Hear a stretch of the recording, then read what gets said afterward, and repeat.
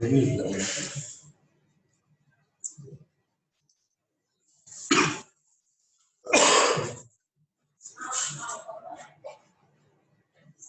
good morning. Good morning, sir. Good morning. Shall we start?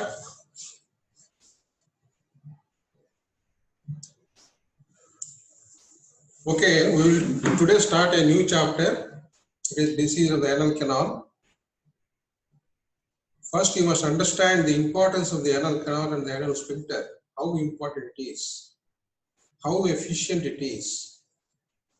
This you can clearly understand whenever you see a patient with fecal incontinence, how troublesome it will be to the patient or anybody, or when you see a person who is having a colostomy. So personally, medically and socially also it is very disturbing to them. So then only you can understand the importance of this anal sphincter. And if you study the anatomy of this anal sphincter, how carefully, how efficiently it has been designed by so many small muscles, you can understand. So this anal canal and anal sphincter works as an efficient sphincter, which is a highly evolved pinch control valve, pinch type of valve. The last class we discussed about the flap valve when we talked about the posterior urethral valves. So here it is a pinch type of the valve. When the muscles contract, when the sphincter wants to close, the entire circumference, entire wall of this anal canal gets compressed, pinched up. So this is a pinch type of valve. It is so efficient that no solid, no liquid, no gas leaks from it if it is normal. So it has got voluntary and involuntary controls. So involuntary control is there, automatic control, and you can control it voluntary also. The three muscles of the rectum, the inner circular muscle, the outer longitudinal muscle, they come down and get modified to form the sphincters. In addition, a skeletal muscle is also added, external sphincter is also added at this point to help these involuntary muscles. So all these things, they form a very good, very efficient sphincter. So this you can, in this picture you can see the so many muscles are involved here. These are all the internal sphincter, longitudinal muscle, parts of the external sphincter, the mucosal folds, all these things. The entire mechanism is designed for efficient control to avoid the most cumbersome difficulty to the person. Coming to the anal canal proper, it's the lowermost length of the gastrointestinal tract with continent mechanism. So it's also a tube, end of the gastrointestinal tube, nothing but a tube. But in addition, it has got the continent mechanism that makes it special.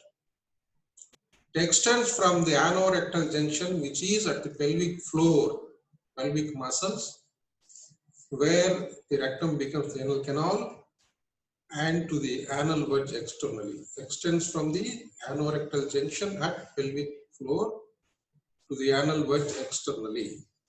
It is about 1 to 1.5 inches in length. So in surgery, we talk about the anal canal. The anatomist also talks about the anal canal. Are they same? There is a little difference. Anatomist talks about the pure anatomy of the anal canal, which is surrounded by all the sphincter muscles, extends from the anal verge to the dentate line. That is the anatomical anal canal. Anatomical anal canal extends from anal verge to the dentate line.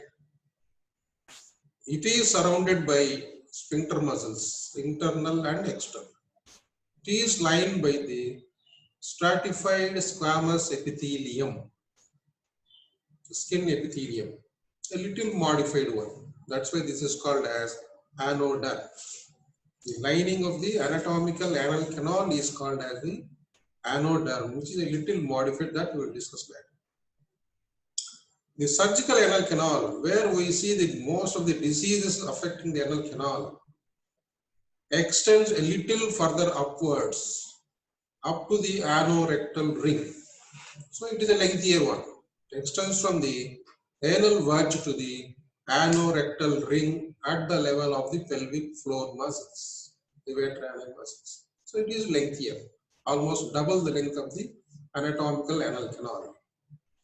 Why the surgeons see a more lengthy anal canal? Because the majority of the diseases, they originate in this surgical anal canal at or above the dentate line. The hemorrhoids, they start above the dentate line. And the diseases that affect above the dentate line, below the dentate line, they have got different characteristics. Below it is very painful, above it is painless. Below it is ulcerated, above it is hemorrhoidal. So a lot of difference are there between these diseases. So surgeon is interested a little beyond the dentate line. So this surgical anal canal is a little lengthier than the anatomical anal canal, which is above the dentate line. It is lined by the anal mucosa, a modified form of the rectal mucosa. Here it is not called as skin. This is called as mucosa, lined by columnar to cuboidal cells. In this picture, you can see this is the dentate line. Up to the dentate line, it is the anatomical anal canal. Above this, it is the up to this anorectal ring, that is the surgical anal canal. So on this side, you can see the internal sphincter, circular muscle.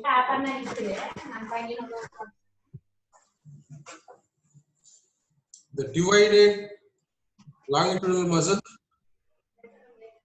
parts of the external sphincter.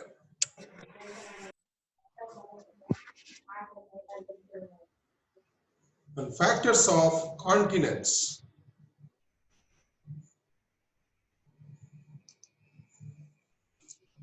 How this part of the GIT will give the continent mechanism, will have the continent.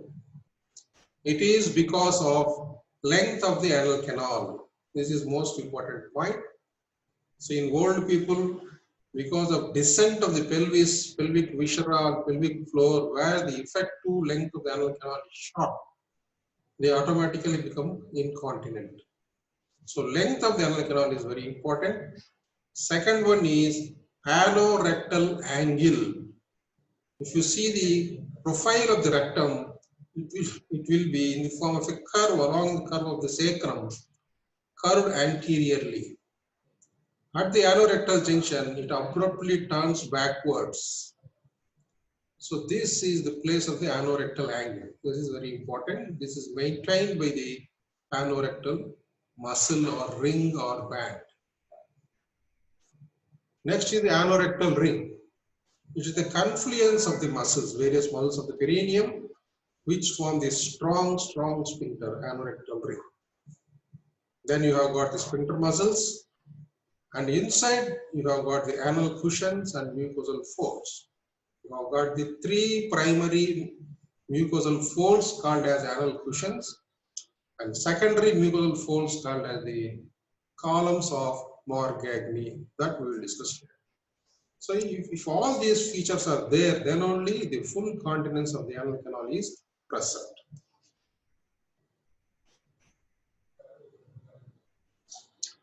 Coming to the anatomy of the anal canal proper, we can discuss it under two headings. One is muscles and the mucosas of mucosa. Muscles are internal sphincter, external sphincter, longitudinal muscle, and anorectal ring or puborectalis muscle. Mucosa and submucosa has got anal cushions and columns of Morgagni, all we will discuss. The first and important one is the internal sphincter. It is a distal continuation of the circular muscle, which is a little thickened, 2.5 centimeters long, 2 to 5 mm thick, the lower part. It extends from the pelvic diaphragm to the anal orifice. While examining the anal canal, you can feel the lower bond of the internal sphincter. Yeah, while doing surgery, whatever you feel, border of the muscle you feel is the border of the internal sphincter. not the external sphincter, because by this time lithotomy position, and when you part the buttocks apart while examining the anal canal in the OP, the external anal muscle, external sphincter muscle gets retracted away. What you directly feel, the strong muscle, is the internal sphincter. It is palpable at the intersphincteric groove, that is the junction of the lower part of the internal sphincter and the subcutaneous part of the external sphincter. Between these two muscles, you have got a ligament and you have got a groove. You can see this groove while examining the anal canal. Literally, you can see this groove and you can feel this groove also. It is pearly white in color when exposed, and it is in a tonic state of contraction. At rest, it is always in a state of contraction, always closes the anal canal. It relaxes only when the peristaltic wave comes down from the rectum, bringing the fecal matter. Then only it relaxes and allows the fecal matter to come out. Otherwise, it will be in a state of tonic contraction. For this relaxation to occur, it has got a special nerve supply. What is this nerve? It is innervated by the autonomic nervous system. Being an involuntary muscle, smooth muscle, it is innervated by the autonomic nervous system, sympathetic and parasympathetic muscles. These things are important to carry on this peristaltic wave from above downwards. And for this to relax, you have got the special nervous system, the intrinsic, non-adrenergic, non-cholinergic fibers. These are the local fibers. They form a part of the myenteric plexus of Auerbach. You know, the GIT has got submucous plexus of Meissner, myenteric plexus of Auerbach. So these form the part of the myenteric plexus. These non-adrenergic, non-cholinergic, that means they do not secrete adrenaline, they do not secrete the acetylcholine. These two are the chemical mediators that are present at the synapses, neuromuscular synapses or the neuroneuron synapses. Both these two things are not secreted here. What is the secret then? They secrete, they release a transmitter, neurotransmitter, nitric oxide, NO, nitric oxide, which is a universal smooth muscle relaxant. Nitric oxide has been labeled as the molecule of the decade. So it has got various applications. It relaxes all the smooth muscles of the body. So this is important, relaxing arterial muscles in hypertension, the bronchospasm, the GIT muscles, all these sphincteric muscles, smooth muscles. Wherever needed, they are relaxed by this nitric oxide. Very important one. So this is called as the molecule of the decade, NO, nitric oxide. That is released by this NANC fibers, which relaxes the internal sphincter whenever the need is there. Otherwise, it goes into a spasm continuously. And this spasm of this internal sphincter is responsible for the huge pain the patient experiences whenever there is a wound in the anal canal, either acute fissure of ano or post-operative wounds. Because of the spasm of this internal sphincter muscle, patients feel very much pain. They are very painful. Next comes the external sphincter. This is a skeletal muscle, this is a voluntary muscle, and this is red in color.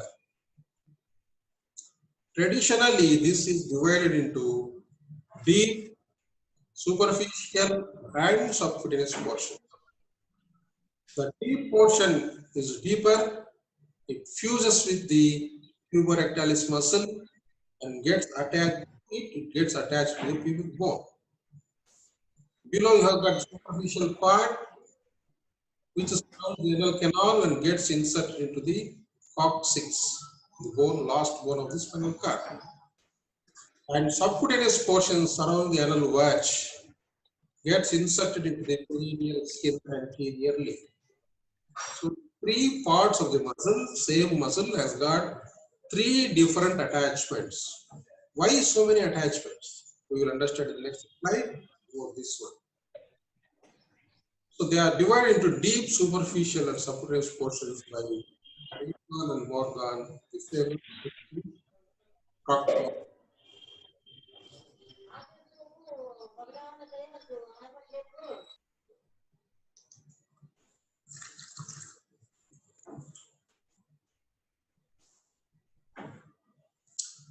Being skeletal muscles, they are innervated by the internal pudendal nerve, the somatic nerve. Voluntary control of continence is exerted by the external sphincter. When the defecation reflex arises, when the defecation reflexes are initiated, if the circumstances are favorable, then the external sphincter gets relaxed, allowing the defecation. If the external circumstances are not convenient, the external sphincter goes into contraction and avoids the defecation. So that is the importance of the external sphincter. You can voluntarily control the defecation process even though the rectum is full, even though the reflex has been initiated by the higher centers. So that is the importance of the voluntary sphincter, because a man is a social animal. Like animals, you cannot defecate anywhere whenever you want. So you need a convenient environment, surroundings. So you need to control. So that particular part of social aspect of this defecation is maintained by this external sphincter.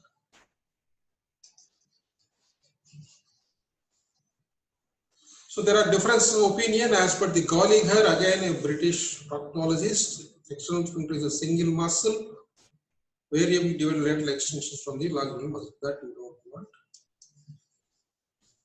Famous professor of surgery.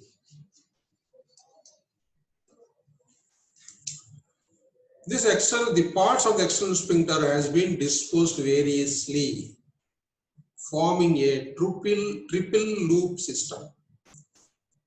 They have got attachments at three sides, forming three different loops, which is called a triple loop system described by Shafik.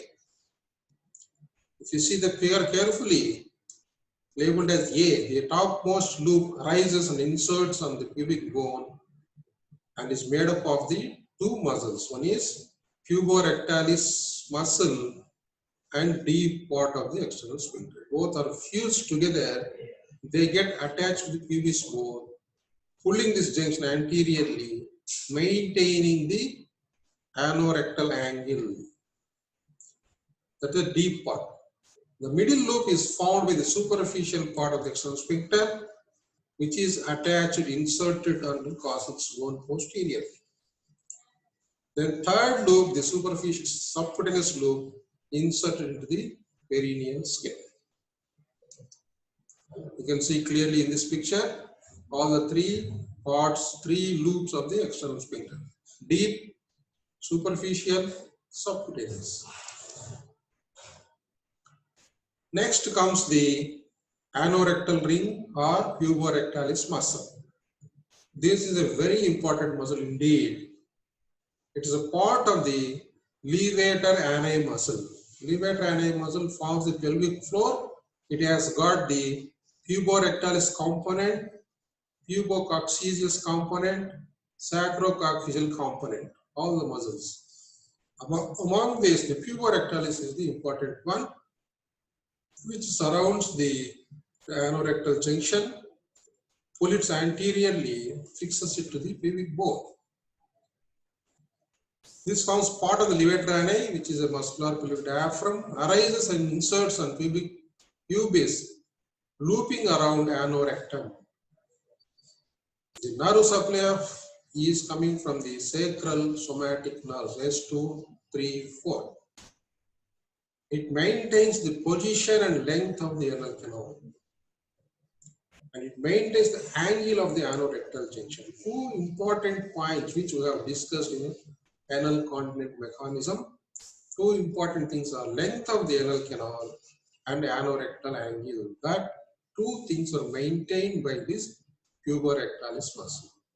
Unless this puborectalis muscle is really relaxed and makes the anorectal anus and rectum in line, the defecation do not occur. If the puborectalis goes into spasm, the person typically suffers from constipation.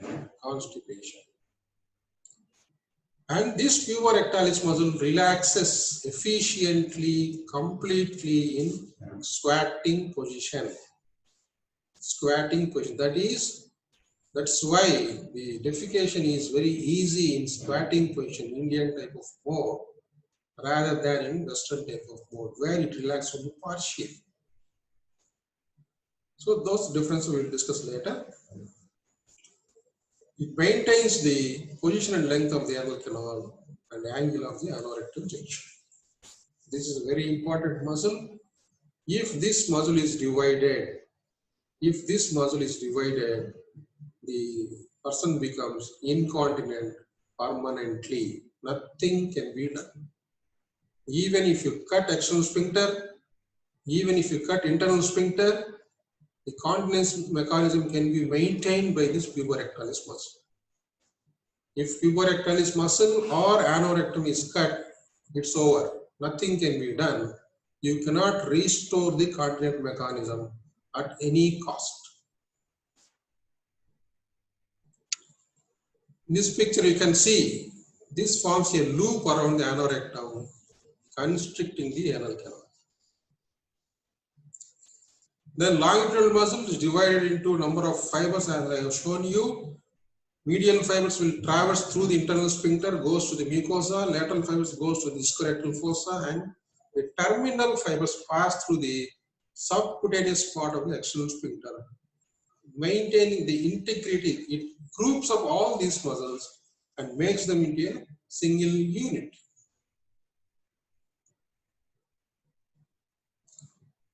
So here you can see the terminal fibers of these longitudinal muscle are traversing the subcutaneous part, inserting on the perianal skin. When this muscle contracts, it opens the perianal skin and allows the defecation. Now the suprasphincter, that is the anorectal ring. It is the leader of all the other sphincters. The integrity of this anorectal ring is very much needed to have the continent mechanism. When this is damaged, so it is over. Everything is over. It is formed by joining of the puborectalis muscle, the deep external sphincter muscle, the conjoined longitudinal muscle, and highest part of the internal sphincter. Some part of all the anal muscles are fused together to form the anorectal ring, which is at the level of the pelvic floor. It marks the junction between the rectum and the anal canal. It can be clearly felt digitally whenever you examine the anal canal. When you pass your finger into the anal canal, we go as high as possible into the lumen of the rectum.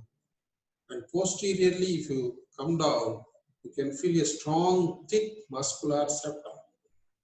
Strong and thick muscle, especially posteriorly, that is the anorectal bundle.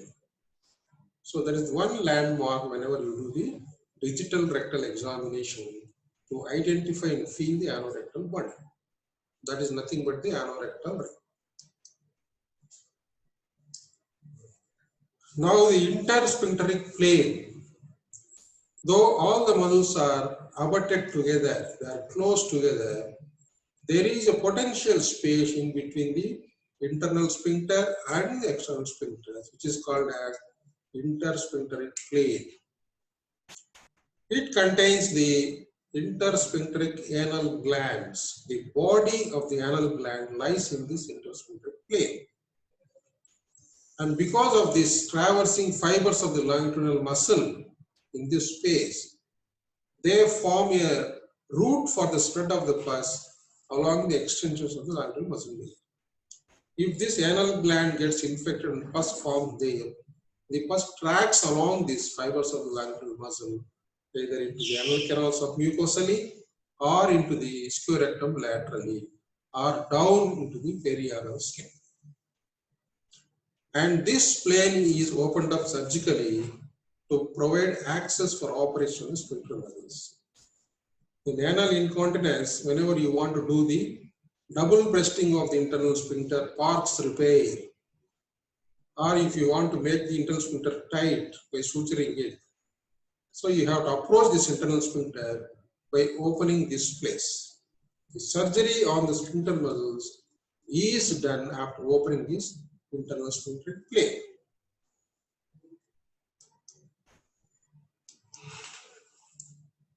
This is Milligan, the British proctologist. So now we have completed the study of these important muscles that surround the anal canal and make the continent mechanism. Now we will study the mucosa of the anal canal. What are the modifications of this mucosa and skin of the anal canal which help in continent mechanism and function of the anal canal? It is a changing mucosa. So from the rectum, as it comes down, within this matter of 1 to 1.5 inches, so many number of changes will occur in the mucosa. If you see the rectal mucosa, it is pink in color and is lined by the columnar epithelium. Columnar epithelium. When you pass the proctoscope inside, you can see the pink mucosa of the rectum. When you come down, this pinkness becomes more reddish in color. That means you have entered the anal region. Just by looking at the color and texture of the mucosa, you can identify where you are. This pink mucosa becomes cuboidal and red in color in the surgical canal. When you come below the level of the anorectal ring, the color changes, it darkens into reddishness. Still you come down close to the dentate line in the transition zone. A half centimeter above the dentate line is called as the transition zone, where the mucosa changes into the skin. It becomes plum colored in transition zone. The color becomes plum, reddish blue in color. Here the mucosa is covered by the lined by cuboidal epithelium. Cuboidal epithelium. And below the anal valves, the mucosa abruptly changes into stratified squamous epithelium. Stratified squamous epithelium. Mucosa becomes the skin. This becomes abruptly at the dentate line, which is a wavy line formed by the fusion of the dermal pit and the post-allantoid proctodia. So rectal mucosa is reddish and pink in color. As you come down over the columns of the Morgan, it becomes red.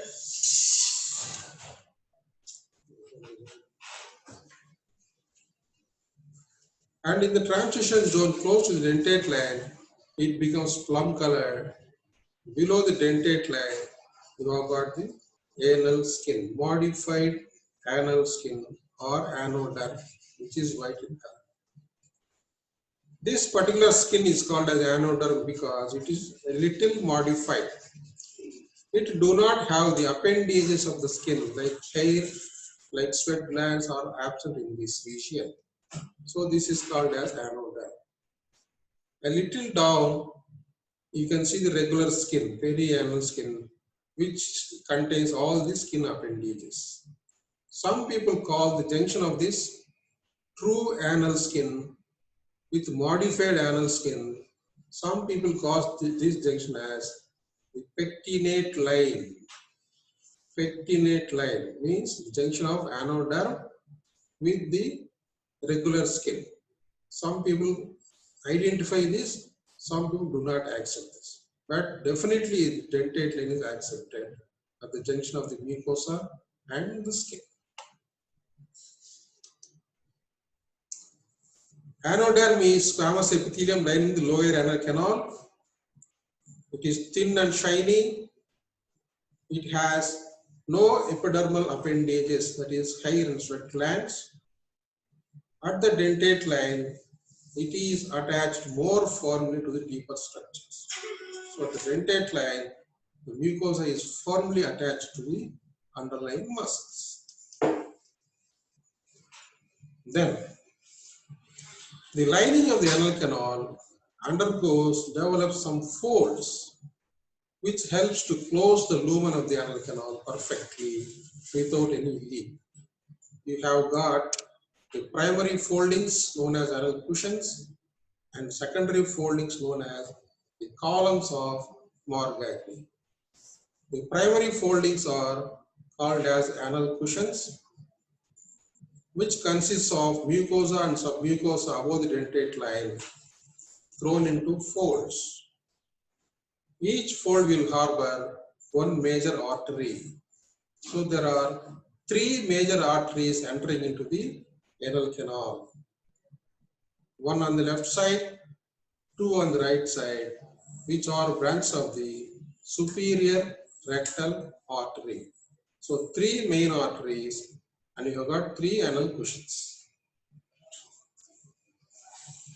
And this part of the mucosa receive only visceral afferent innervation, that is autonomic innervation, and there is perception of stretching and sensitive to Knox stimulus blanket. So being an autonomic nervous system, this part of the canal, this part of the mucosa is sensitive to only stretching, distension.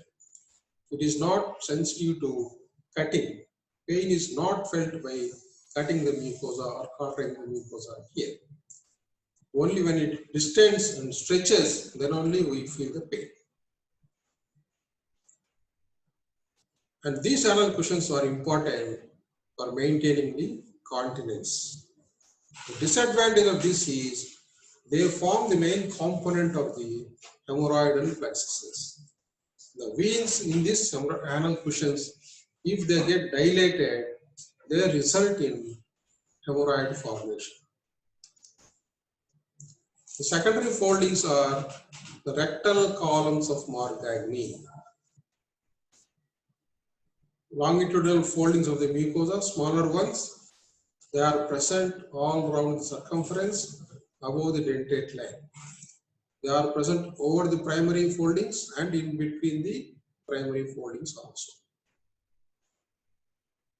They are limited, their caudal limit is at the anal valves of the ball. So below, they are limited at the junction of the dentate line and limited by the anal valves.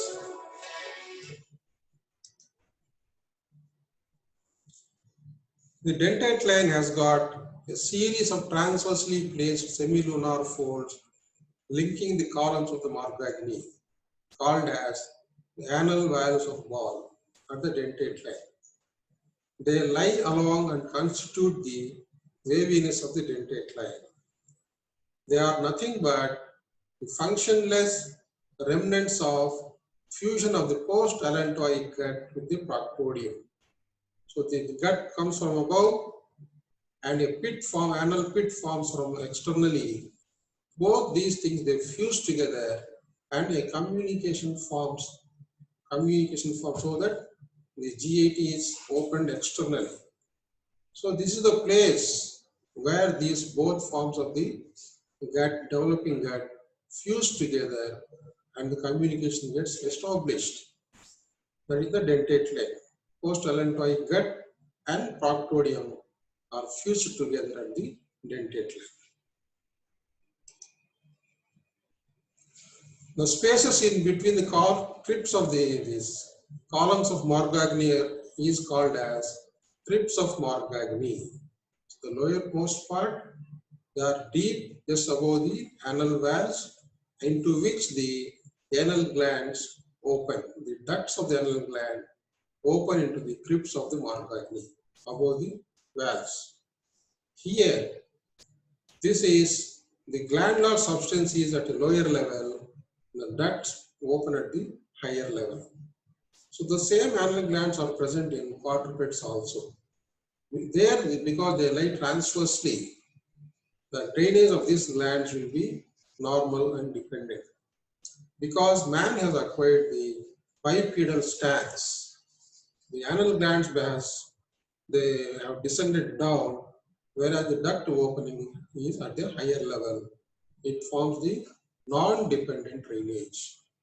So when the gland gets infected and forms an abscess, the pus tries to track downwards externally into the perianal skin rather than drain along the duct. So this is one reason why the anal fistula is more common at this end of the gland. Whenever any gland gets infected, it forms an abscess. It tries to reach the surface which is very nearby and burst open. So here, because the drainage point at a higher level, the pus tracks downwards into the perianal skin and forms the anal fistula. That is because of the anatomical ratios. He is the man, great personality, professor of anatomy.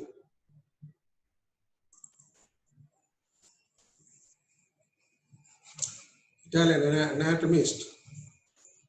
He worked as professor of anatomy for almost all his life. For 56 years, he was professor of anatomy at the University of Padua. He has contributed a lot to the anatomy. He has made a good writings, textbooks on the anatomy. Now the important anatomical landmark when we examine the anal canal is the dentate line. It is an abrupt wavy transition to stratified squamous epithelium, which is the color of parchment. Parchment means dry skin tone. Most important landmark, both morphologically and surgically, site of the proctodium and allantoic gut, to the site of the crypts of Margagina. This particular dentate line separates cuboidal epithelium of the mucosa above from the squamous epithelium below. The autonomic nerves above, insensitive autonomic nerves above are separated from the painful spinal nerves below. The portal venous system above is separated from systemic venous circulation below the dentate line. So major transition happens at the dentate line. So it is a very important landmark. Whenever we do operations on the anal canal, we should not damage the sphincter, should not cut the sphincter beyond the dentate line. Our limitation is only the dentate line. You should do anything, whatever you want, below the dentate line only, not above it. If you go beyond the dentate line, you are meddling with the anorectal ring, leading to permanent anal incontinence. Very dangerous condition. See, the gland is at a lower level. It is opening at the upper level. So this becomes a non-dependent drainage. When the pus forms here, it comes downwards into the perianal skin, forming fistulae. The anal glands are found in the submucosa and intersphincteric space. They drain via the ducts into the anal sinuses at the level of the dentate line. They secrete mucin for lubrication and defecation. So not much usefulness with these anal glands, but they have got the disadvantages by their presence. They lead to acute perianal ischiorectal pelvic abscesses, and they form the baseline for the formation of the anal fistulae. Now after the anatomy, the muscles and the mucosa and its modifications we have discussed. Now we will come to the blood supply. The superior rectal artery, the main supply. It has got anterior branch, right branch and left branch. The right branch again divides to anterior and posterior. So right anterior, right posterior and left branch. Three main arteries enter into the anal canal. They enter into each anal cushion, form the basis of the anal cushions. In addition, you have got the middle rectal artery from the internal iliac artery in the pelvis, and inferior rectal artery, which is a branch of pudendal artery, again coming from the internal iliac artery from external to the pelvis. The interiliac comes up, passes through the sciatic foramen into the buttock. Then it issues the infipudendal artery, which supplies the lower part of the anal canal. So, continuation of the inferior mesenteric artery, the superior rectal artery comes, divides into right and left branches. Right again divides to anterior and posterior. Interiliac artery gives the middle rectal artery in the pelvis. It has gone outside into the buttock. From in the buttock, it issues the inferior rectal artery from the pudendal artery, which comes through this Alcock's canal in the ischiocrectal fossa. Again, supplies the lower part of the anal canal. The venous drain is also similar to the arterial supply. The upper half forms the suprarectal vein and drains upwards. Middle veins drain into interiliacs, and inferiorly also inferior rectal vein drains into interiliac veins on either side. The lymphatic drainage. Upper half of the anal canal, the lymph flows upwards to the post-rectal lymph nodes of Zerota. From there, it goes into the para-aortic lymph nodes above. Lymph from the lower half drains on each side into the superficial and deep inguinal lymph glands. Drains into the lower half, drains into the inguinal group of lymph nodes. So this is how the lymphatics of the anal canal, lower anal canal and perineum, they drain to the inguinal group of the lymph nodes. From the upper half, the lymph drains internally into the para-aortic nodes of Zerota, which are behind the rectum in the sacral hollow. From there, they go to the para-aortic lymph nodes.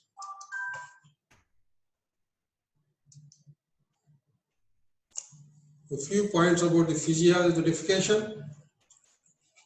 Normally, the rectum is kept empty of the feces. Whenever something enters into the rectum, the defecation reflexes are stimulated. So, the rectum is kept empty as far as possible. The fecal matter is loaded, stays in the sigmoid and the descending colon. When it is full, the mass movement of the colon pushes the matter into the rectum, which initiates the defecation reflexes, and the urge for defecation will start. When the circumstances are favorable, the external sphincter relaxes and the defecation occurs. Otherwise, it will be inhibited till further time. The defecation reflexes are local intrinsic myenteric reflex, which occurs in the rectum. It is nothing but a form of stretch reflex. The primary function of the smooth muscle is it exhibits stretch reflex. Whenever the muscle is stretched a little, it initiates the contraction of the muscle. That is there anywhere in all the smooth muscles of the body. So the rectum is also supplied by smooth muscle.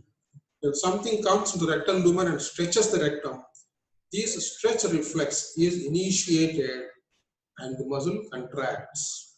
That is the local intrinsic myenteric reflex, which originates in the rectum itself. It is a modified form of stretch reflex, which is further, it is a weak reflex. So it is further augmented by the parasympathetic reflex with the sacral part of the cord. The impulses coming from the sacrum, when the rectum is stretched, the signal goes to the sacral part of the cord also.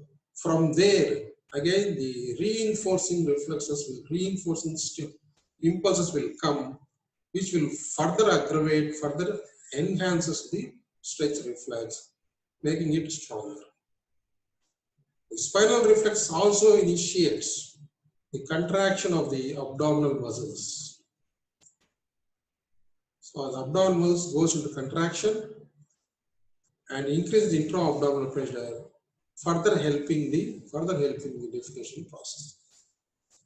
So the first reflex starts in the rectum. The impulse goes to the spinal cord. Spinal cord transmits the impulses to the muscles, perineal muscles, pelvic muscles, making it stronger, and also initiates the contraction of abdominal muscles. All the three reflexes putting together, they help in the defecation process.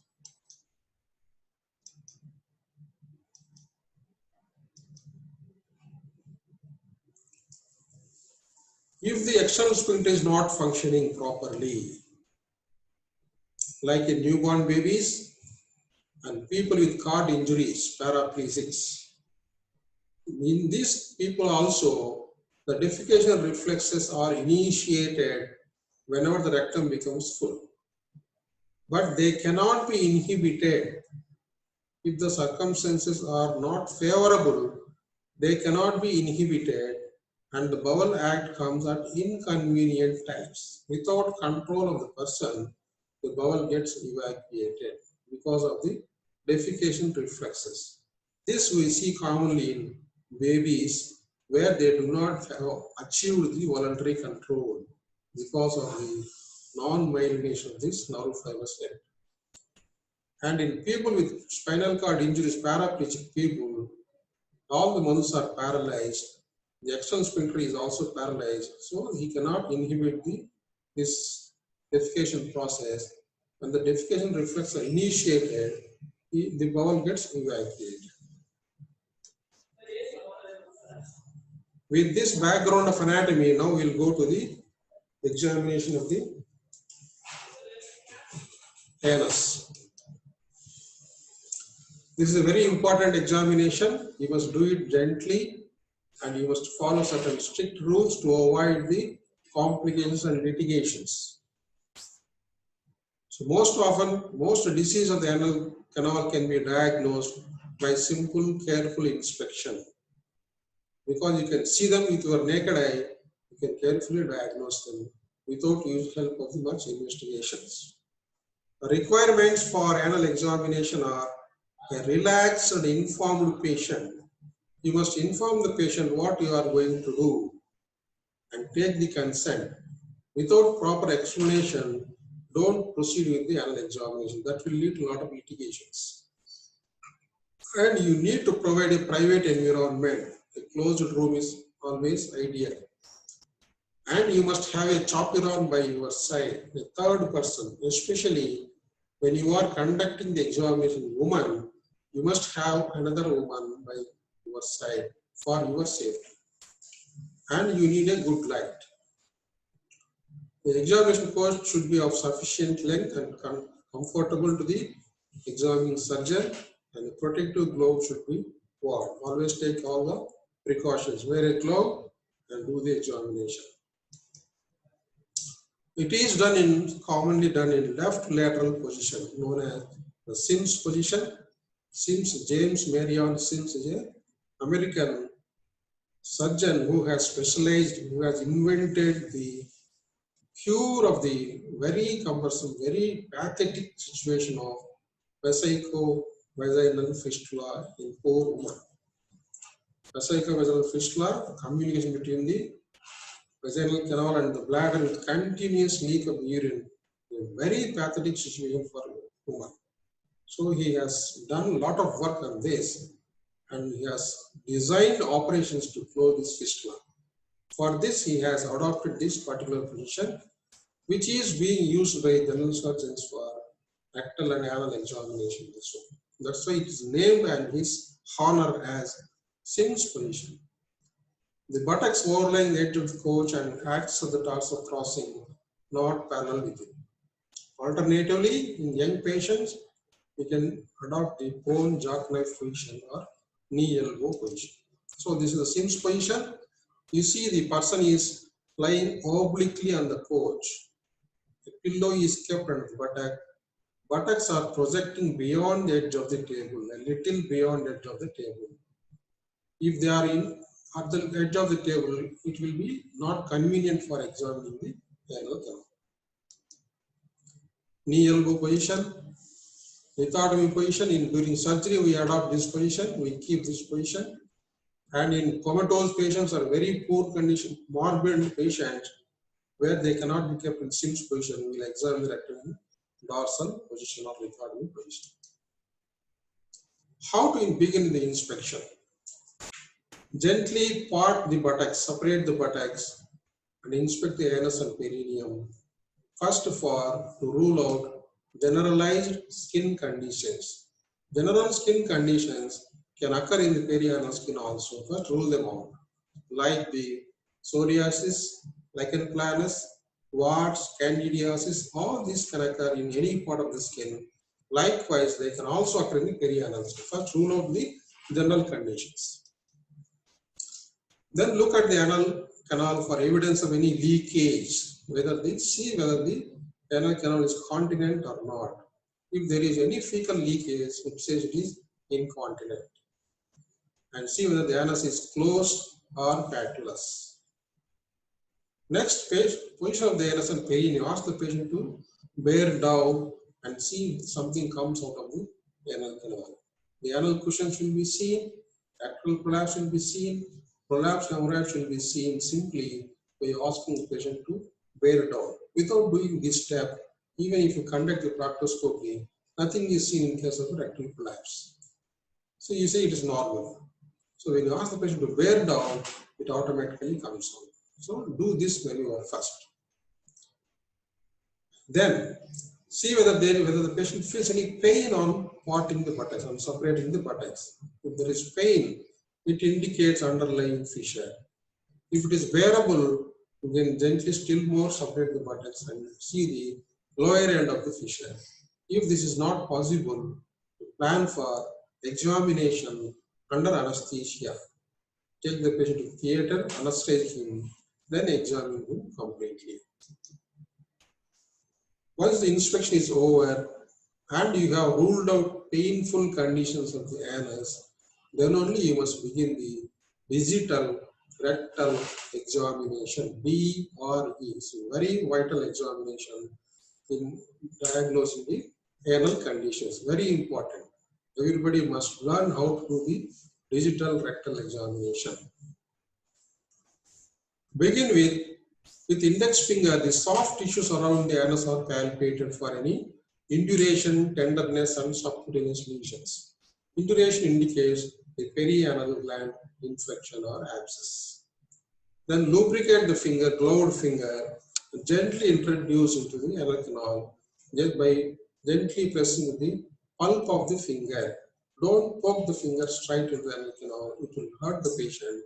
Keep the pulp over the anal opening, gently press it. As the muscles relax, you push your finger inside. Once you are inside, go as high as possible. Posteriorly, you identify the anorectal ring. So tip of your finger will pass into a space which is very low, empty and space, large space felt. So that is the rectal lumen. Till you reach the anorectal ring into rectal lumen, something will be felt on either side of your finger. You will be feeling the walls of the anal canal. Once you are beyond that, you feel an empty space. So that means you have reached the lumen of the rectum. Then turn your finger posteriorly, just to hook it and come down. You can feel a strong muscle, that is anorectal bundle. Then turn your hand anteriorly, palpate along the anterior wall to identify the anatomical landmarks. The prostate in the male person, the cervix in the woman. These two are the anatomical landmarks. You must first identify them. You must identify the rectal lumen, identify the anorectal bundle posteriorly, identify the prostate gland anteriorly, identify the cervix anteriorly in woman. So these 3-4 things you must identify first. Then you think of the pathology. Anything extra than this becomes the pathology. Otherwise, you will get confused and say a mass is there anterior to the rectum. For a simple, this cervix uteri or the prostate gland. So avoid this confusion. Identify all these normal structures first, then go for the pathology. Feel the prostate in men and uterine cervix in women. Then feel for presence of any distal intrarectal masses. That means lower part of the rectum can be palpated. So feel for anything in the distal rectum or intra-anal lumen or extraluminal masses. So the pathologies you can find in the distal rectum, you can find in the anal canal, intraluminal, or in the wall or outside the wall. So likewise, systematically you feel. Then you have to assess the sphincter strength. Ask the patient to squeeze and assess the strength of the sphincters. What is the resting tone and voluntary squeeze are assessed. Whenever you put your finger in the anal canal, you already have noticed the resting tone, whether the muscles are tight or muscles are relaxed, you have noted. Then ask the patient to squeeze and assess the voluntary squeeze of the sphincters. And totally you assess the strength of the sphincter muscles. Then after examination is over, you remove the finger and inspect for presence of any mucus, blood or pus, or stool color, on whether there is melena or blood, etc. You inspect the finger cord so that you can get some idea of the pathology inside. So systematically you must conduct the inspection of the anal canal and palpation of the digital rectal examination of the anal canal. Then simple investigation, proctoscopy, is performed in Sims position. By this you can do the detailed inspection of the distal rectum and the anal canal by the proctoscopy. It will be 10 centimeters. Proctoscopy will be 10 to 15 centimeters in length. So you can see the lower half of the rectum also. But in the OPs, what we use the instrument is not the proctoscope. It is only anal speculum. Anal spectrum, a little shorter than the proctoscope. So you can see the anal canal and distal rectum with the anoscope. You can examine for the fissures, piles, internal opening of the fistulas, any masses, growths, everything. And you can do minor procedures like injection or banding of the hemorrhoids can be done through the proctoscope. Either you can apply the bands over the hemorrhoids, or you can do the injection treatment of the sclerosid injection treatment of the hemorrhoids also. If there are any masses, you can take the biopsy from the masses. Then sigmoidoscopy. Whatever may be the pathology in the anal canal, identified or unidentified, it must be followed by sigmoidoscopy. So sometimes the anal disease may be associated with the rectal disease, or even if the anal canal is normal, there may be some problem in the rectum. So it is always mandatory to do the sigmoidoscopy because the patient has presented with lower GI symptoms, anal canal and rectal symptoms. Though the anal canal is normal, you must at least examine the sigmoid of the colon by sigmoidoscopy. Various types of the proctoscopes.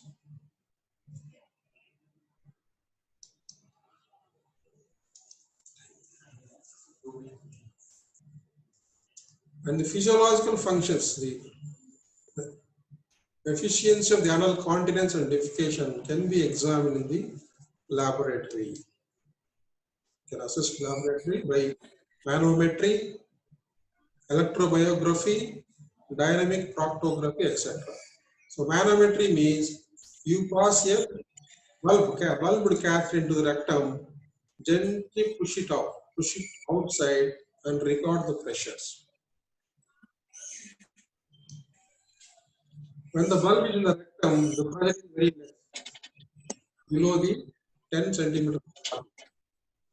When it comes to the anal region,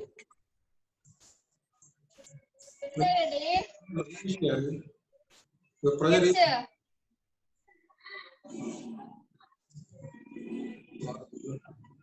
when it outside, when it comes to G.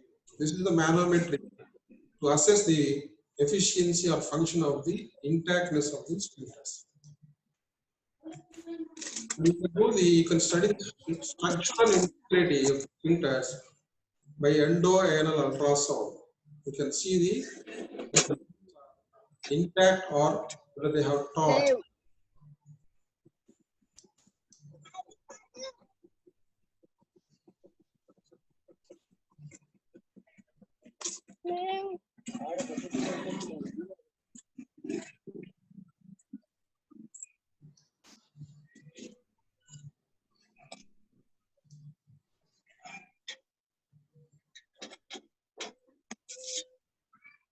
time పైకి వెళ్తాను.